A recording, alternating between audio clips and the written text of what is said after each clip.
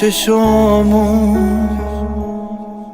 میبندم، میخوام هرچی غصص بمیره که تو خواب یکی از تنم عطر تو پس بگیره. نمیشه عزیزم، نمیدونی عشقت چقدر سینه سوزه، چه سخته آدم چشم به تاریکی شب بدوزه. همیشه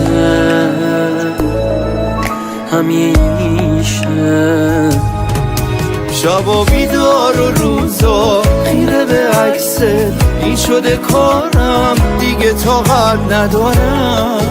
دلم میخواد یه جایی اون بر دنیا خودمو جا بذارم. آخه عادت ندارم تو که نباشی، خوابم نمیره، خیلی دلم میگیره، فراموشم نمیشه خاطره هامون، واسه من خیلی دیره.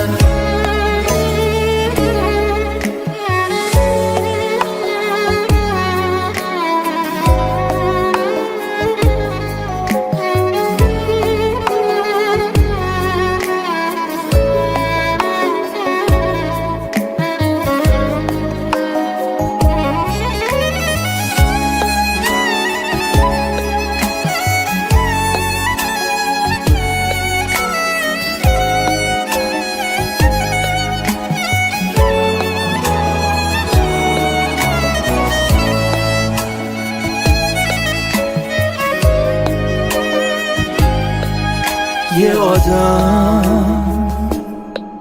چقدر طاقت قصه داره، چجوری میشه خنده روی لبام پا بذاره دوباره.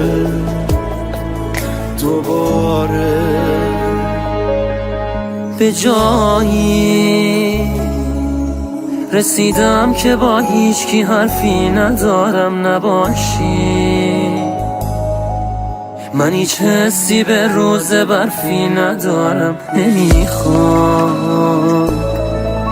بباره. شبا بیدار و روزا خیره به عکست، این شده کارم دیگه طاقت ندارم. دلم میخواد یه جایی اون بر دنیا خودمو جا بذارم. آخه عادت ندارم تو که نباشی، خوابم نمیره، خیلی دلم میگیره، فراموشم نمیشه خاطره هامون، واسه من خیلی دیره.